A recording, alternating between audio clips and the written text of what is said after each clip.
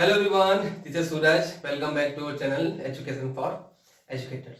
तो friends, last lecture में हम लोगों ने देख लिया था टाइप्स ऑफ रिसर्च के बारे में। ठीक है, क्योंकि हम लोग अपने सिलेबस के अकॉर्डिंग ही चल रहे हैं, तो उसी सिलेबस का एक नेक्स्ट हमारा जो पार्ट है वो रहने वाला है। आज का जो हमारा टॉपिक है वो है डिजाइन ऑफ रिसर्च, यानी कि एजुकेशन जो हम जो पढ़ रहे हैं शैक्षिक शोध, उसमें डिजाइन क्या होती है, यानी कि शैक्षिक शोध में अविकल्प के बारे में आज हम पढ़ेंगे। ठीक है, बहुत ही इंपॉर्टेंट टॉपिक है आपका, बहुत ही इंटरेस्टिंग और लेक्चर ये आपका आज का रहने वाला है। तो फ्रेंड्स, लेक्चर में लास्ट तक बने रहिएगा, आपको नेट के लिए बहुत ही हेल्पफुल लेक्चर ये आपके साबित होने वाला है। ठीक है, तो शुरू करते हैं रिसर्च इन डिजाइन, यानी कि शैक्षिक शोध में अभिकल्प के बारे में। अभिकल्प अभी समझाते हैं क्या होता है, तो लिख लेते हैं शैक्षिक शोध में अभिकल्प।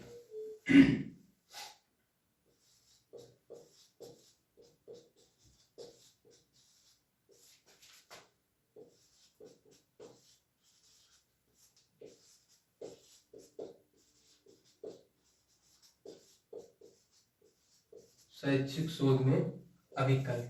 ठीक है, designs in educational research, English में लिख लेना, इसकी लिख दे रहा हूं डिजाइन। ठीक, बाकी नहीं लिखूंगा, आप लोग लिख लेंगे डिजाइन्स इन एजुकेशनल रिसर्च। ठीक है, अच्छा, हिंदी में तो ये जो वर्ड है थोड़ा सा टफ लग रहा हो देखने की, अभिकल्प। जैसे आज अचानक से कोई पूछ दे कि भैया बताओ अच्छा अभिकल्प क्या होता है, ऐसी कोई रैंडम आपसे पूछ दे कि अच्छा बताओ कि अभिकल्प क्या होता है, तो आप संकोच में पड़ जाओगे कि अभिकल्प का मतलब क्या होता है, सोचने लगो कि अभिकल्प क्या होता है। लेकिन जैसे ही आप इसकी इंग्लिश में देखोगे कि डिजाइन, डिजाइन आपने सुन रखा है, डिजाइन आपने देख भी रखा है। जनरल फॉर्म की बात करें तो आप कहते हैं ना कि मान लीजिए आपको कोई गाड़ी अच्छी लगती है, कोई बाइक अच्छी लग रही है, तो आपको क्या अच्छा लगता है, उस गाड़ी की डिजाइन आपको अट्रैक्टिव लगती है। कोई मकान अच्छा लग रहा है आपको, तो उस मकान की डिजाइन आपको अच्छी लगती है।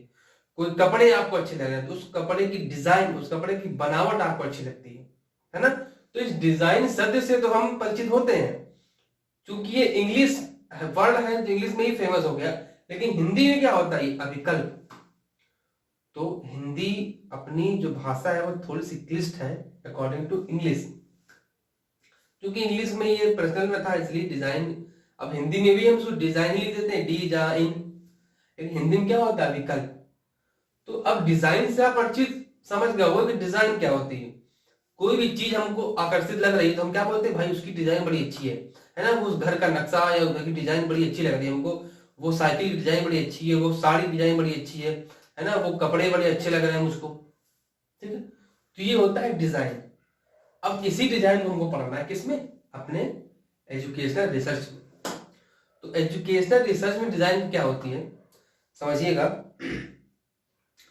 अनुसंधान, जो हमारा शोध होता है, जो हमारा शोध अभिकल्प होता है, यानी कि अनुसंधान अभिकल्प जो है अन्वेषण की, मतलब खोज की, रिसर्च की एक विशिष्ट, यानी कि एक विशिष्ट, एक आधारभूत योजना। अनुसंधान अभिकल्प जो होता है, जो अनुसंधान अभिकल्प है, ये क्या होता है, एक अन्वेषण की विशिष्ट आधारभूत योजना होती है, और उसका एक संरचना होती है, और एक व्यूह नीति भी होती है। क्या होती है, एक योजना होती है, प्लानिंग होती है, एक आपका संरचना होती है, यानी कि एक स्ट्रक्चर होता है, और एक व्यूह नीति होती है, जिसके आधार पर, इन सभी चीजों के बेस पर ही हम अनुसंधान की, जो हमारे रिसर्च के जो क्वेश्चंस होते हैं उनके आंसर्स फाइंड किए जाते हैं, और जो प्रसरण होता है, यानी कि जो वेरिएंस होता है, उस पर कंट्रोल किया जाता है। ये थी एक डेफिनेशन आपकी एजुकेशनल डिजाइन्स की, इसको हम समझाते हैं। हमने सबसे पहले बात किया कि जो अभिकल्प होता है, जो डिजाइन होती है, एक अन्वेषण की एक विशिष्ट आधारभूत योजना होती है, एक संरचना होती है, और एक व्यूह नीति होती है, जिसके आधार पर ही हम अनुसंधान प्रश्नों के उत्तर फाइंड करते हैं। अनुसंधान प्रश्नों के उत्तरों को फाइंड किया जाता है, और प्रसरण में क्या होता है, हमारे वेरिएंस, यानी कि जो भी मेरा डेटा होता है ना। प्रसरण में आपने पढ़ा होगा ना, 12th में पढ़ा होगा, बीबीए में पढ़ा होगा आपने कि मीन मोड मीडियन है ना, और स्टैंडर्ड डेविएशन वगैरह वगैरह। इन सभी का क्या होता है, इन सभी पर कंट्रोल किया जाता है इसके माध्यम से, डिजाइन के बेस के आधार पर, डिजाइन के आधार पर। ये तो थी। अब हम समझते हैं कि समान बातों में हम डिजाइन को कैसे समझेंगे। ये तो एजुकेशन में डिजाइन थी। हम समझते हैं कि समान बातों में क्या होता है। तो समान बातों में सीधा से यही होता है कि डिजाइन होती है। सबसे पहले क्या होता है, हमको एक समस्या चूज करनी होती है, ठीक है। डिजाइन जो अविकल्प होता है, अविकल्प का प्रयोग यानी डिजाइन का प्रयोग हम समस्या चयन और परिकल्पना निर्माण के बाद करते हैं। सबसे पहले क्या करते हैं, हम कोई भी समस्या का चयन करते हैं। उसके बाद क्या करते हैं, हम उस समस्या से संबंधित हम एक परिकल्पना निर्माण करते हैं, एक हाइपोथेसिस का निर्माण करते हैं, ठीक है, जिस पे चलकर ही हम अपनी समस्या तक हम सॉल्व करते हैं। उसके बाद अब हम क्या करते हैं, अपना डिजाइन का निर्माण करते हैं। मोटे मोटे में हम अगर बात करें, मोटा मोटा अगर बात करें या एकदम बेसिक बात करें, तो हम कह सकते हैं कि किसी भी अगर मकान हमको बनाना है, कोई भी मकान अगर हमको बनाना है, तो उस मकान का नक्शा जो होगा, अगर हम डिजाइन एग्जांपल की बात करें ना, तो मान लीजिए हमको कोई मकान बनाना है, तो उस मकान का जो नक्शा होगा ना, उसी को हम क्या बोल देते हैं, उसी को हम डिजाइन बोल देते हैं। उसी को हम क्या बोल देते हैं, उसी को हम डिजाइन बोल देते हैं। ऐसे समझाते हैं आपको। मान लीजिए कि जैसे 3 बातों पर फोकस करते हैं, आपको डिफरेंस समझ में आएगा। सबसे पहले बात करते हैं किस पे, समस्या पर। सबसे पहले बात करते हैं किस पे, समस्या पर। फिर हम बात करते हैं परिकल्पना पर, दूसरा हम बात कर रहे हैं किसमें, अभिकल्प की। किसकी, अभिकल्प की बात करें, यानी कि डिजाइन की बात कर रहे हैं, ठीक है। ये थोड़ा सा हट के हम समझाएं ताकि आपको समझ में आए, ठीक। मान लीजिए मुझको घर बनाना है, मान लीजिए मेरे पास घर है ही नहीं, अभी घर बनाना नहीं है, घर ही नहीं है मेरे पास घर ही नहीं है। तो अब समस्या क्या है कि मेरे पास घर नहीं है, तो समस्या यहां पे क्या हो गई, घर। समस्या क्या हो गई, घर। मान लीजिए आप फुटपाथ पर रहते हैं, आपको पुलिस रोज हटाती, भाई हटो यहां से, भागो यहां से, तो आपकी उसमें समस्या क्या है, समस्या ये है कि मेरे पास घर नहीं है, ठीक है। तो अगर हम जनरल वे में बात करें कि आपकी समस्या क्या है, कि आपके पास घर नहीं है, ठीक है। अब घर से रिलेटेड जो भी चीजें आपको करनी पड़ेंगी, यानी कि हमको मटेरियल चाहिए होगा, हमको पैसे चाहिए होंगे, हमको ईंट चाहिए होगी, हमको घर कैसे हम बनाएंगे, ये सब किसमें आ जाएगा, परिकल्पना में। आप घर का निर्माण कैसे करोगे, आप सरकारी आवास के लिए, आप सरकारी आवास कह रहे हैं, जो प्रधानमंत्री आवास मिलना है, जो मुख्यमंत्री आवास मिलना है, आप उन पर अप्लाई करोगे, या आप उनसे मदद मांगोगे, या बैंक से आप लोन लोगे, यानी कि एक स्ट्रक्चर बनाओगे आप कि कैसे हम बनवाएंगे घर अपना। ईंटें चाहिए, गिट्टी चाहिए, मोरम चाहिए, सीमेंट चाहिए, सरिया चाहिए, मिस्त्री चाहिए, लेबर चाहिए, और सबसे इंपॉर्टेंट क्या, पैसा चाहिए। ये सब चीजें हम कहां से अरेंज करेंगे, तो ये सभी चीजें आपकी किसमें आ जाएंगी, आपके परिकल्पना में आ जाएंगी कि हमको घर तो बनाना है। घर हमको बनाना कैसे है, किस किन चीजों की आवश्यकता होगी, मेरे पास तत्व क्या क्या होंगे, पैसा होगा, चीजें होंगी, ये सब किसमें आ जाएगा, परिकल्पना में। समस्या क्या हो गई, आपके पास घर नहीं है, घर क्या है, समस्या। अब घर का निर्माण हम कैसे करेंगे, वो क्या है, आपकी परिकल्पना। निर्माण कैसे, ये क्या हो गई आपकी परिकल्पना, ठीक है।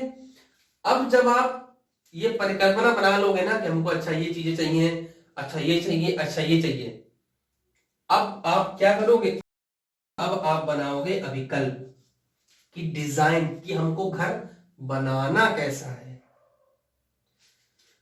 इसमें क्वेश्चन करेंगे कैसे का, ये कैसे बनेगा, ये परिकल्पना है, और कैसा बनाना है, बनेगा कैसे, इसमें सेंस आ रहा है हाउ का, हाउ यानी कि कैसे बनेगा, और बनाना क्या यानी कि व्हाट इज, यानी कि व्हाट क्या बनाना है हमको, और कैसा बनाना है ये भी बोल सकते हैं, कैसा कैसी कुछ भी बोल सकते हैं कि कैसा बनाना है, यानी कि डिजाइन हमको इसमें क्या रखनी है, टेढ़ा बनाना है, गोल बनाना है, वृत्ताकार बनाना है, अंडाकार बनाना है, पृथ्व्याकार बनाना है, कैसा बनाना है, उस घर की डिजाइन कहाँ रखनी है, बाथरूम कहाँ पे देना है, जीना कहाँ से हमको ले जाना है, बालकनी कहाँ देनी है, बालकनी देनी भी है कि नहीं देनी है ना, बालकनी ओपन देनी है कि गिलास लगा देना है, कैसा बनाना है घर देखने में अच्छा लगे, तो वो होता है क्या हमारा डिजाइन।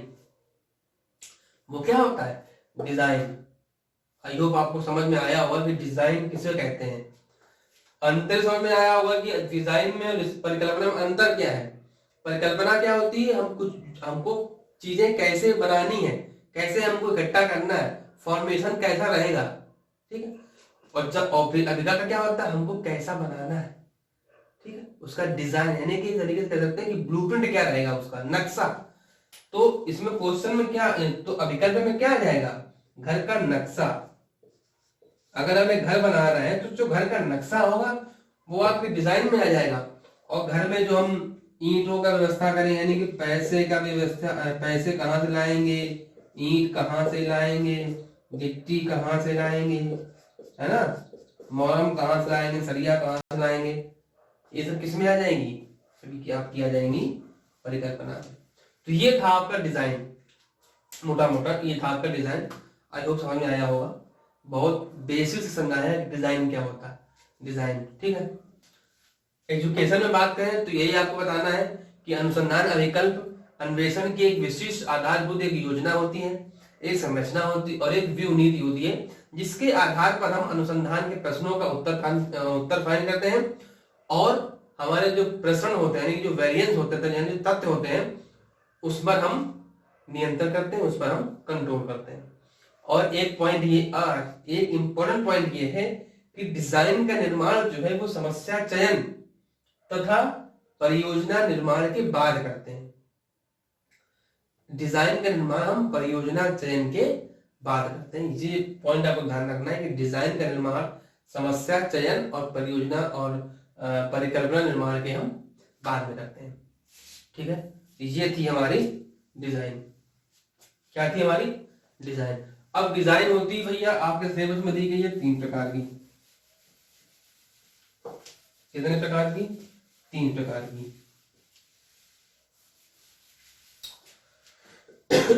डिजाइन दी गई है 3 प्रकार की। सबसे पहले दी गई है आपकी ऐतिहासिक अभिकल्प शोध।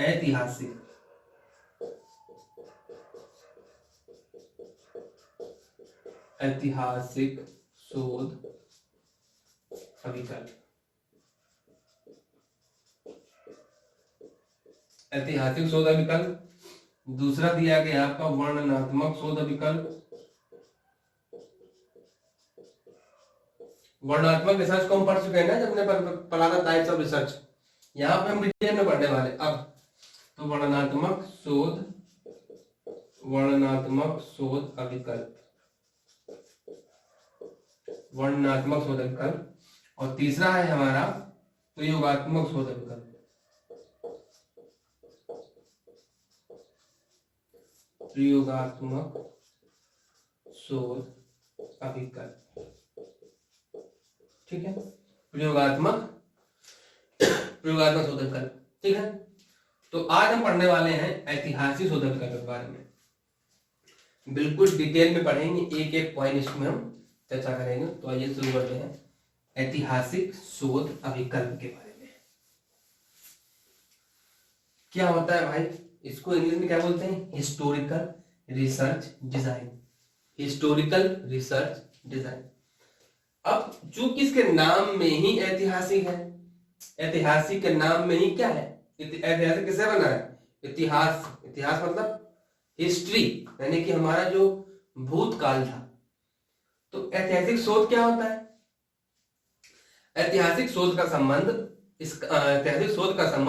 ऐतिहासिक समस्याएं, यानी कि जो इतिहास में संबंधित समस्याएं हैं उनका वैज्ञानिक विश्लेषण करने से है। यानी कि जो इतिहास में घटनाएं घटित हो चुकी हैं उसका वैज्ञानिक विश्लेषण करने से है। और क्या होता है इसमें विभिन्न पद जो होते हैं वो भूतकाल के संबंध में एक नई सूझ या एक नई समझ विकसित करते हैं। इसका संबंध वर्तमान तथा भविष्य में होता है। क्या होता है फिर सुनिएगा। ऐतिहासिक शोध जो होता है, ऐतिहासिक शोध का संबंध ऐतिहासिक समस्याओं के वैज्ञानिक विश्लेषण से है, साइंटिफिक एनालिसिस से होता है। इसमें क्या होता है, इसमें विभिन्न पद भूत से संबंधित होते हैं। भूत से मतलब है भूतकाल यानी पास्ट। इसमें जो विभिन्न तथ्य होते हैं वो भूतकाल से संबंधित होते हैं, जो कि एक नई समझ विकसित करते हैं। ठीक है, इसका संबंध किससे होता है, आपके आज वर्तमान से तथा भविष्य में क्या होने वाला उससे संबंध होता है। तो ऐतिहासिक मोटी मोटी बात यह है कि ऐसी डिजाइन जिसमें हम इतिहास से संबंधित तथ्यों या आंकड़ों का वर्तमान परिप्रेक्ष्य में हम उसको विश्लेषण करते हैं। ऐतिहासिक शोधों का वर्तमान में क्या करते हैं, उसका एनालिसिस करते हैं कि वर्तमान चीजें इफेक्टिव है कि नहीं, उसी को ही बोलते हैं ऐतिहासिक शोध डिजाइन। ठीक, डिजाइन तो नाम ही है, पढ़ना तो हमको ऐतिहासिक शोध ही है कि ऐतिहासिक शोध क्या होता है, उसी का आप डिजाइन बना दो, डिजाइन हो जाएगी। पढ़ना हमको ऐतिहासिक शोध है, ऐतिहासिक शोध में क्या क्या है वो ऐतिहासिक शोध, उसी की हमको बनानी होगी डिजाइन, बस वो हो गया हमारा क्या ऐतिहासिक शोध विकल्प। तो कह सकते हैं ऐतिहासिक शोध क्या होता है, इसका संबंध ऐतिहासिक समस्याओं के वैज्ञानिक विश्लेषण से होता है। यानी कि आज की परिप्रेक्ष्य में हमको साइंटिफिक एनालिसिस करना है कि वैज्ञानिक तरीके से कितनी चीजें कारगर हैं या कितनी चीजें कारगर नहीं है। जो भूतकाल में काम हो चुका है, जो भूतकाल में घटनाएं घटित हो चुकी हैं, उसका वर्तमान में कुछ वर्तमान में यूज है कि नहीं है। जो घटना घटित हो चुकी है उसका वर्तमान में हमारी समझ विकसित करते हैं या नहीं करते हैं। ठीक, तो ये होता है हमारा ऐतिहासिक शोध अभिकल्प। हम चर्चा करते हैं इसके क्षेत्र के बारे में, इसके क्षेत्र क्या क्या होते हैं। ठीक है, तो क्षेत्र के बारे में बात करते हैं। इसके क्षेत्र सबसे पहले ये क्या है, इसके क्षेत्र, ये समझ लिया आपने कैसे शोध क्या, हम समझते हैं इसके क्षेत्र। क्षेत्र मतलब क्या, ये कहां से प्राप्त हो सकता है ना, इसके तथ्य हमको, इसकी जानकारी हमको कहां से मिल सकती है, ऐतिहासिक शोध की जानकारी हमको कहां से मिल सकती है, कौन ऐसे लोग हैं या कौन ऐसे साधन है जहां से हमको इसकी जानकारी मिल सकती है। सबसे पहले बात करते हैं क्षेत्र की, फिर हम बात करेंगे साधन की। तो क्षेत्र में क्या आएगा, जो हमारे बड़े शिक्षा शास्त्री होंगे, जो शिक्षा शास्त्री बहुत फेमस रहे इतिहास, जो इतिहासकार है, जो बड़े शिक्षा शास्त्री हैं और जो बड़े मनोवैज्ञानिक हैं, उनके थॉट्स क्या थे, उनके विचार क्या थे, उनके विचारों से भी हमको ऐतिहासिक शोध के बारे में जानकारी मिल सकती है। ठीक, तो पहला पॉइंट यही आ जाएगा कि जो बड़े शिक्षा शास्त्री थे या जो बड़े मनोवैज्ञानिक थे, उनके विचार क्या है, उनके विचारों से हमको उसको इसके बारे में जानकारी हमको प्राप्त हो जाएगी। तो लिख लेते हैं, बड़े शिक्षा शास्त्री, बड़े शिक्षा शास्त्री, बड़े शिक्षा शास्त्री या मनोवैज्ञानिकों के विचार या मनोवैज्ञानिकों के विचार। ठीक है, मनोवैज्ञानिकों के विचार क्या क्या है, इसके बारे में जानकारी हमको मिल सकती है। और कह सकते हैं जो हमारी जो संस्थाएं होती हैं, है ना, जो हमारी संस्थाएं हैं, जो हमारे भवन है बड़े बड़े, जो इतिहास से संबंधित चीजों को जो रिकॉर्ड रखते हैं, जो प्रयोगशालाएं हैं, जो लाइब्रेरीज हैं, है ना, उसमें भी जो कार्य किए गए हैं, जो मान लो प्रयोगशालाएं, जो एक्सपेरिमेंटल जो प्लेस हैं, उस पे जो कार्य किए गए, उनसे भी हमको इसकी जानकारी मिल सकती है। तो एक दूसरा ये कह सकते हैं कि जो संस्थाएं हैं हमारी,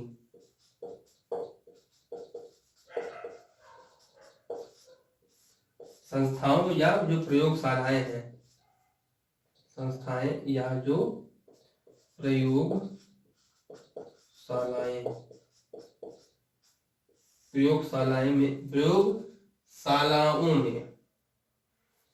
प्रयोगशालाओं में किए गए कार्य। ठीक है, प्रयोगशालाओं में किए गए कार्य।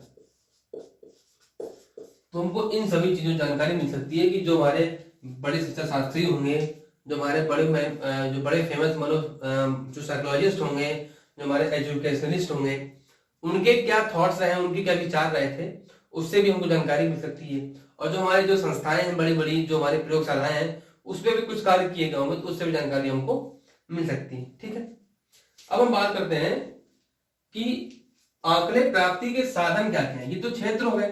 अब बात करते हैं कि आंकड़े हमको कहां कहां से मिल सकते हैं। इतिहास से संबंधित जानकारी हमको यहाँ मिल सकती है, लेकिन आंकड़े कहां से मिल सकते हैं। तो हम बात करते हैं आंकड़े प्राप्ति के साधन क्या क्या हो सकते हैं। आंकड़े प्राप्ति के साधन, ठीक है। आंकड़े प्राप्ति के साधन क्या क्या हो सकते हैं। क्योंकि आप लोगों ने हिस्ट्री पढ़ी होगी, कहीं ना कहीं कंप्यूटर करते हिस्ट्री पढ़ी होगी, तो इतिहास से संबंधित साक्ष्य हमको कहां से मिलते हैं। जो हमारे शिलालेख होते हैं, क्या होते हैं, शिलालेख।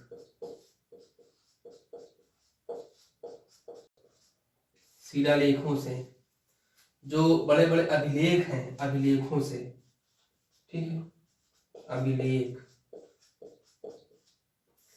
और कहां से मिल सकती है जानकारी, कहानियां, गाथाएं, चित्र, सिक्के। कहानियां, है ना, कहानियों से, चित्रों से। भाई चित्रों से भी जानकारी मिलती है। आप किसी ऐतिहासिक प्लेस पे जाइए, अजंता की गुफाओं में जाइए, आप वहां पे क्या है, चित्र बने हुए हैं, उनसे आपको जानकारी मिलती है ये गुप्तकालीन चित्र है कि बौद्धकालीन चित्र है कि जैन कालीन चित्र है ना, कि आपके हाँ। और सिक्के होते हैं, और क्या होते हैं, और कुछ कहानियां भी होती हैं। भाई कहानियां भी तो होती किताबों में कि ऐसी कहानी थी, ऐसी कहानी थी, ऐसी कहानी थी, तो उससे भी मिल सकती है जानकारी। और कुछ अभिलेख भी होते हैं और कुछ आपके शिलालेख भी होते हैं। सिक्के के माध्यम से जो होता है, सिक्के। भाई पुराने जमाने के सिक्के, किसी को सिक्के करने का शौक होता है, उसके पास बहुत पुराने जमाने के सिक्के मिल जाएंगे। तो सिक्के में भी इतिहास के साक्ष्य होते हैं। किसी के सिक्कों में, जैसे कहते हैं ना, समुद्रगुप्त के सिक्कों में वीणा बजाते हुए मूर्ति थी, है ना, राम सीता की मूर्ति थी किसी के सिक्के में। तो इससे जानकारी मिलती है कि वो किस काल के सिक्के थे, है ना, मुगल काल के थे कि बौद्ध की आपके गुप्तकालीन सिक्के थे। तो सिक्कों से भी इतिहास की जानकारी मिलती है। और मूर्तियां होती हैं, गीत होते हैं, गाथाएं होती हैं, कथाएं होती हैं, है ना, कथाएं कहानियां तो कहे की हो गया। और अच्छा, एक और होता है, कोई बूढ़ा व्यक्ति भी इस चीज की जानकारी दे सकता है, वृद्ध व्यक्ति भी दे सकते हैं।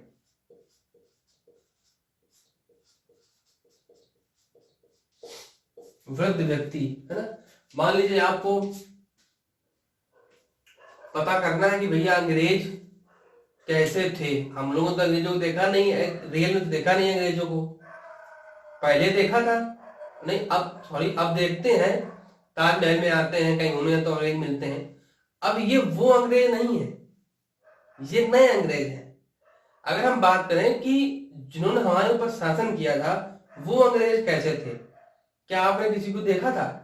तो अगर आपके दादाजी जिंदा होंगे तो उन्होंने कहीं ना कहीं किसी न किसी अंग्रेज को जरूर देखा होगा।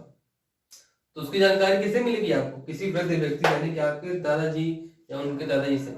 आपको अपने घर का इतिहास जानना हो कि मेरे जो बुजुर्ग लोग थे वो कैसे थे, कैसे रहते थे, तो आपके जो बुजुर्ग जिंदा हो, लेटेस्ट वाले, यानी कि लेटेस्ट मतलब आपके दादाजी अगर जिंदा हो तो उनसे आप पूछ सकते हैं कि दादाजी, आपके दादाजी कैसे थे, या आपके दादाजी के समय क्या क्या चीजें थी, वो बता देंगे आपको, है ना।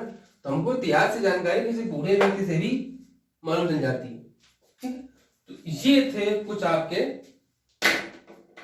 आंकड़े प्राप्ति के साधन, या इन्हीं को क्षेत्र भी कह सकते हो, दोनों एक ही हेडिंग में है। इस साधन कहाँ से मिलेंगे, ये थे साधन। अब हम बात करते हैं इसकी विशेषताओं की। क्या बात करते हैं, ऐतिहासिक शोध की विशेषताओं की बात करते हैं।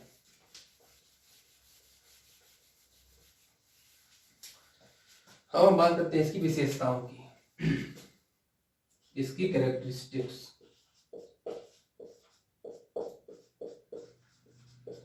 विशेषताएं लिखते हैं ना, विशेषताओं की, विशेषताएं की बात करते हैं इसकी।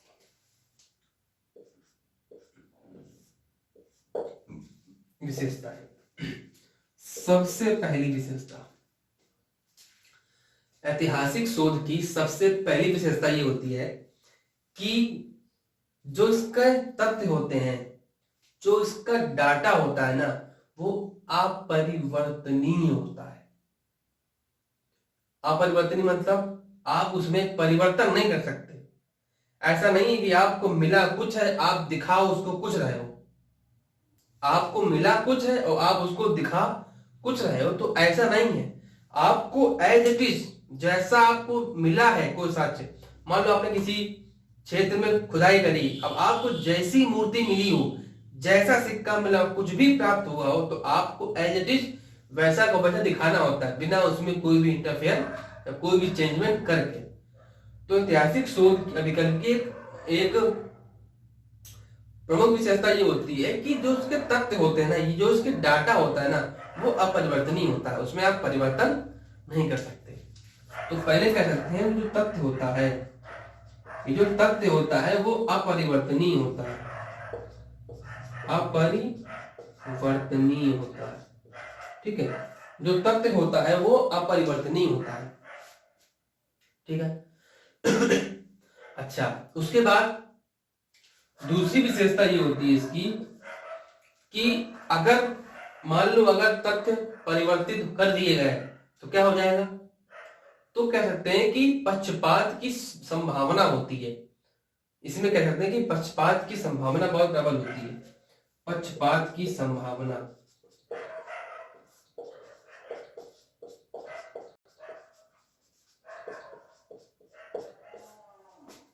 इसमें पक्षपात की संभावना प्रबल होती है। सॉरी, एक सेकंड।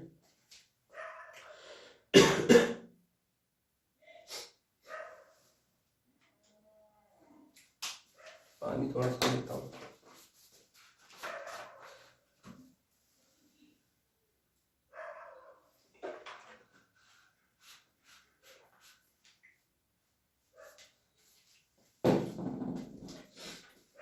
ठीक है, वापस आते हैं। तो सबसे पहली विशेषता क्या थी कि तथ्य जो है वो अपरिवर्तनीय होते हैं। अगर मान लो तथ्य परिवर्तन हो भी गए तो क्या हो जाएगा, पक्षपात की संभावना रहती है। पक्षपात की संभावना मीन्स ऐसा है कि मान लीजिए कहीं पे कोई घटना घटित हुई, किसी के स्थान पर कोई घटना घटित हुई, ठीक है, सॉरी छींक आने वाली है लेकिन आ नहीं रही है। ठीक है, किसी स्थान पर घटना घटित हुई, अब जिस एक व्यक्ति ने उस घटना को घटित होते हुए देखा, अपनी आंखों से लाइव देखा, ठीक है, लेकिन क्या किया उसने, किसी दूसरे व्यक्ति को बताया।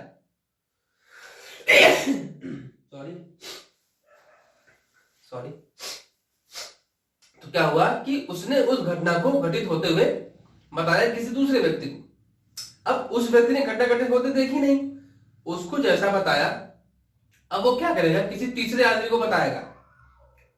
जब किसी तीसरे को बताएगा ना वो, तो जो पहले व्यक्ति ने घटना बताई थी उससे कुछ तथ्यों को वो कम भी कर सकता है या कुछ तथ्यों को अपने अकॉर्डिंग जोड़ भी सकता है। यानी कि उस तत्व में आप मैनिपुलेट कर सकते हैं, यानी कि उस तत्व में जोड़ तोड़ कर सकता है। तो जब कुछ और लोगों तक बात पहुंचेगी तो वो एग्जैक्ट बात नहीं पहुंचेगी वहां पे क्या हुआ था, उसमें कुछ ना कुछ कमी हो सकती है, कुछ ना कुछ बढ़ा के चढ़ा कर लोगों को पेश किया जाएगा। तो यही कहते हैं कि जबकि ऐतिहासिक शोध में जब शोध होता है, जब रिसर्च होती है, तो रिसर्च करने वाला कोई और होता है, रिसर्च करने वाला कोई और होता है, तथ्य को इकट्ठा करने वाले कोई और होते हैं, और तथ्य को किसी के समझ पेश करने वाले कोई और होते हैं। तो इससे संभावना ये होती है कि जो आंकड़े हैं वो सही एग्जैक्ट पेश नहीं हो पाते हैं।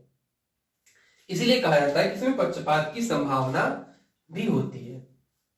ठीक है, तीसरी विशेषता ये है कि इसमें क्या होता है कि वर्तमान के आधार पर भूत का विश्लेषण भी किया जाता है। क्या होता है कि जो आज का जो परिप्रेक्ष्य है, ठीक है, आज के परिप्रेक्ष्य में हम वर्तमान के आधार, आज का जो समय है उसके आधार पर भूत में कैसा रहा होगा। मान लीजिए मैंने कोई रिसर्च करी, ठीक है, जैसे आप भाई हम लोग अनुमानित तो लगाते हैं, जैसे कोई किसी जगह पे हमने सब छोड़ी, चलिए जैसे मान लीजिए हड़प्पा की सभ्यता है या मोहनजोदारो की सभ्यता है, तो उसमें क्या हुआ है, हमने रिसर्च करी, हमने खुदाई करी, हमको साक्ष्य मिले, हमको वर्तमान में साक्ष्य मिले हैं ना।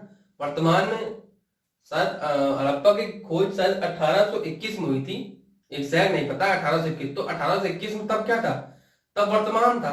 तो उन्होंने आज के परिप्रेक्ष्य में, उन्होंने आज के आधार पर जो उसको जो वैज्ञानिकों को जो जो जो इतिहासकारों को जो साक्ष्य मिले होंगे उसके आधार पर उन्होंने भूत का एनालिसिस किया होगा कि हाँ ऐसा ऐसा ऐसा ऐसा हुआ हो। हाँ भाई, मोहनजोदारो में कहा जाता है कि स्नानागार बहुत बड़ा था, अन्नागार बहुत बड़ा था, है ना, कांसे की मूर्ति मिली है, नर्तकी की मूर्ति मिली है, तो नर्तकी भी हुई होंगी। भाई मूर्ति मिलने के साथ, अगर मूर्ति मिली है तो नर्तकी होगी, तभी उसकी मूर्ति है ना। रोमन से सिक्के प्राप्त हुए हैं, लोथल है, कालीबंगा है, ये सब चीजें क्या है, ये आज हमको मिली हैं, लेकिन हम इसका विश्लेषण कर रहे हैं भूतकाल के संदर्भ में कि भूतकाल में चीजें कैसी रही होंगी, ठीक है। तो इसकी एक तो ऐतिहासिक शोध की एक ये भी विशेषता है कि हम वर्तमान के आधार पर हम भूत का विश्लेषण भी कर सकते हैं। तीसरी विशेषता ये है कि वर्तमान के आधार पर भूत का विश्लेषण, तो इतना बड़ा न लिख के लिख दे रहे हैं कि भूतकाल का विश्लेषण, भूतकाल का विश्लेषण, ठीक, भूतकाल का विश्लेषण। अच्छा, एक विशेषता ये भी होती है कि भूतकाल में जो हुआ होगा और जो आज है, भूतकाल से वर्तमान तक जो चेंजेस हुए हैं, जो परिवर्तन हुए हैं, उसका नेचर क्या था, उसकी प्रकृति को समझने में भी ऐतिहासिक शोध सहायता करता है। जैसे हम हड़प्पा सभ्यता की बात कर रहे हैं क्योंकि उससे अच्छा एग्जाम्पल मेरे दिमाग में अभी तक आ नहीं रहा। हड़प्पा सभ्यता की हमने खुदाई करी, हमको कुछ चीजें प्राप्त हुई, ठीक है। अब हम उन चीजों का विश्लेषण कर रहे हैं कि भूतकाल में चीजें कैसी होंगी, भूतकाल में चीजें कैसी रही होंगी। उन चीजों का एनालिसिस करने के बाद हम उसका परिवर्तन देख रहे हैं कि वो परिवर्तन आज के परिप्रेक्ष्य में कहां हम पहुंच रहे हैं।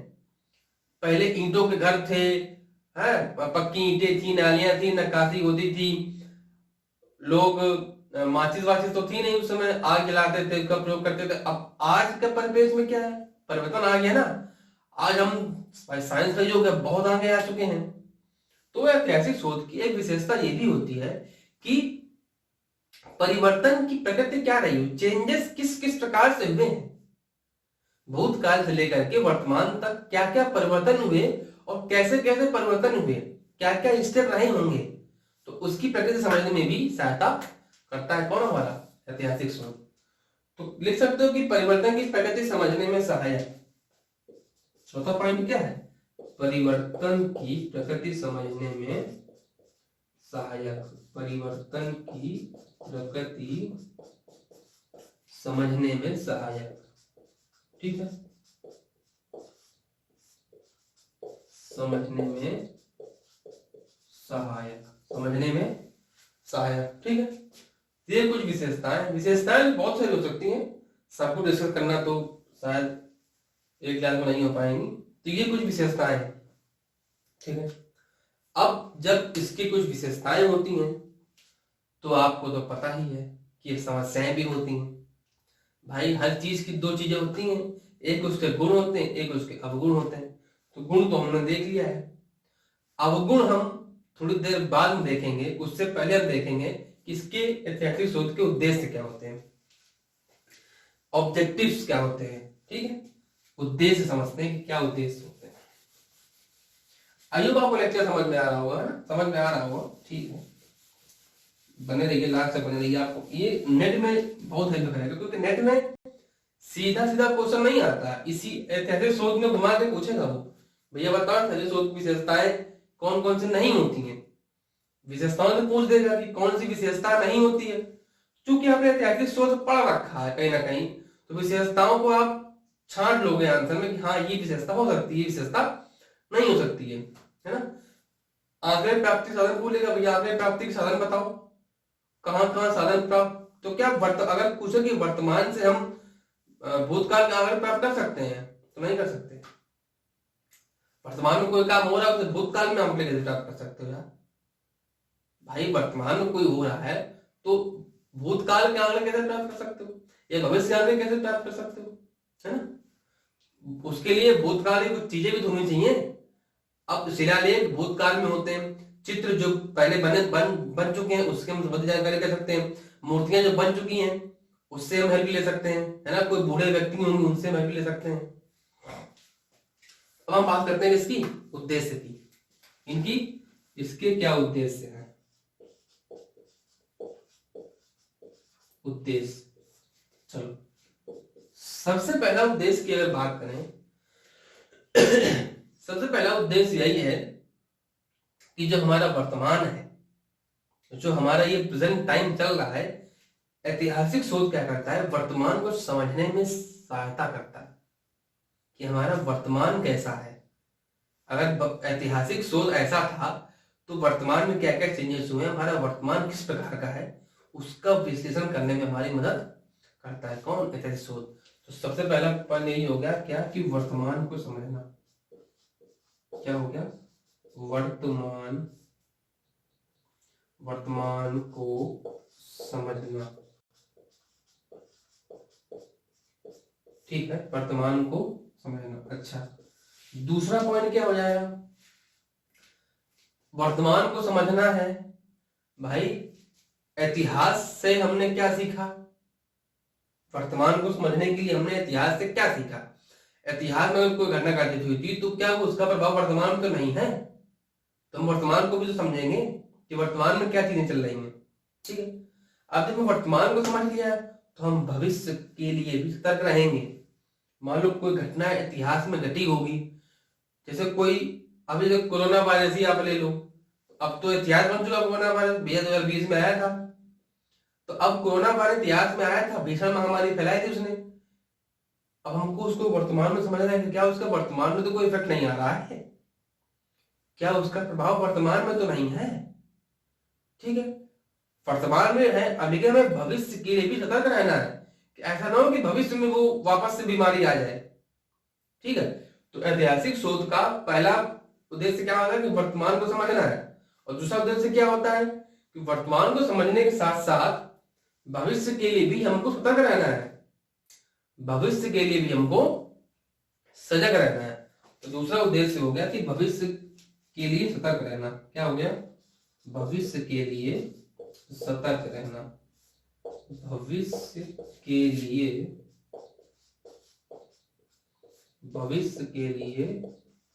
सतर्क रहना। अभी मैं जब आपको क्वेश्चंस कराऊंगा ना, एक बार सिलेबस हम पूरा कर लेंगे, तो जब एग्जाम नजदीक आ जाएगा ना, मान लीजिए जून में एग्जाम है आपका, तो हम 15 मई से जो प्रीवियस ईयर क्वेश्चंस आए होंगे ना टॉपिक से संबंधित, जैसे वो हम डिस्कस करेंगे। ठीक, तब उसमें उन क्वेश्चन को भी मैं अच्छे से डिस्कस करूंगा ताकि आपको समझ में आ जाए, तब चीजें और क्लियर हो जाएंगी बेहतर तरीके से। तो ठीक है, उद्देश्य क्या है, वर्तमान को समझेंगे और भविष्य के लिए भी हम सतर्क रहेंगे। अच्छा, और एक उद्देश्य ये भी होता है कि जो भूतकाल में घटना घटी थी, जो भूतकाल में घटना घट चुकी है, उससे हमारे क्या एक्सपीरियंस रहे थे। ठीक है, पूर्व अनुभव, यानी कि जो हमारे पूर्व अनुभव थे, पूर्व जो हमारा एक्सपीरियंस थे, उसके बेस पर, उसके आधार पर भविष्य की हम एक रूपरेखा तैयार कर लेंगे। जो भाई कहते हैं ना कि जो पूर्व में जो हमारे को अनुभव मिले हैं, उससे हम आने वाले भविष्य की रूपरेखा तैयार कर लेंगे, यानी कि हम भविष्य के लिए सजग हो जाएंगे। अगर हम अगर भूतकाल में किसी कारणवश जो हमसे गलतियां नहीं थी, उन गलतियों के कारण हमको महामारी हुई थी, तो उन गलतियों के आधार पर ही हम उन गलतियों को सुधार कर हम भविष्य के लिए एक प्रोफार्मा तैयार कर लेंगे कि वो गलतियां दोबारा नहीं दोहराएंगे। जब ऐसी बीमारी दोबारा मेरे सामने अगर आ भी गई तो हम उन गलतियों को नहीं दोहराएंगे जिस गलती दोहराने से हमको बीमारी का सामना करना पड़ा था, है ना। तो जैसे कोरोना महामारी में जो बंदी कर दी थी, तो बहुत सारे लोगों को तकलीफें हुई थी। तो हम उन जो हमने कुछ गलतियां भी की होंगी ना, ऐसा नहीं कि सारे फैसले आपके अच्छे ही हों। आपने लॉकडाउन लगा दिया, ठीक था भाई, लॉकडाउन लगाया था ताकि लोग एक दूसरे से मिले नहीं, और भाई कोरोना ऐसे फैल रहा था कि संपर्क में आएगा तो फैलेगा, लोग संपर्क में आएंगे नहीं तो फैलेगा नहीं, ठीक है। तो इसलिए लॉकडाउन लगाया गया कि भैया लोग घरों से जहां है वहीं रहे, घरों में ना निकले। लेकिन पब्लिक हड़बड़ा गई, उसको लगा कि भैया 2 महीने का लॉकडाउन, 3 महीने कैसे रहेंगे, खाना पीना है नहीं, फैक्ट्री काम छूट गया, दुकानें बंद है, कैसे काम चले, सब अपने गाँव भागने लगे। तो सरकार ने इसका विचार नहीं किया होगा कि अच्छा लोग गाँव भी भागेंगे अपने, जो भाई बिहार के हैं, दिल्ली में पढ़े हैं, यूपी के हैं, मुंबई में पढ़े हैं बच्चे, परिवार है, वो अपने गाँव भी जाएंगे। तो इससे उनको एक सबक लेना चाहिए ना, कि अगर भविष्य में ऐसी कोई बीमारी, ऐसा कोई संकट आ जाए कि हमको लॉकडाउन घोषित करना पड़े, तो उसका एक व्यवस्था करनी चाहिए, पहले से प्लानिंग करनी चाहिए कि हम उस सिचुएशन को कैसे सॉल्व करेंगे। बसों का इंतजाम करना चाहिए, कुछ स्पेशल ट्रेन चलाई जानी चाहिए कि भैया ट्रेन चला दी, सबको घर पहुंचा दी, उसके बाद लॉकडाउन लगाइए। तो ऐसे कुछ चीजें हैं। खैर वो मुद्दा दूसरा था। तो कहते हैं ना कि पूर्व अनुभव के आधार पर ही आपको भविष्य की रूपरेखा भी तैयार करते हैं। तो इसका तीसरा उद्देश्य होता है कि पूर्व अनुभव के आधार पर भविष्य के लिए एक रूपरेखा तैयार करना। तीसरा उद्देश्य क्या है कि पूर्व अनुभव जो है,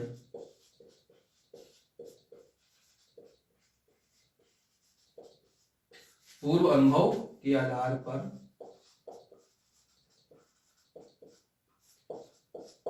वैसे ये पॉइंट लिखने के लिए होते नहीं है, आप छोटे बच्चे नहीं हैं, बड़े बच्चे हैं, ठीक है।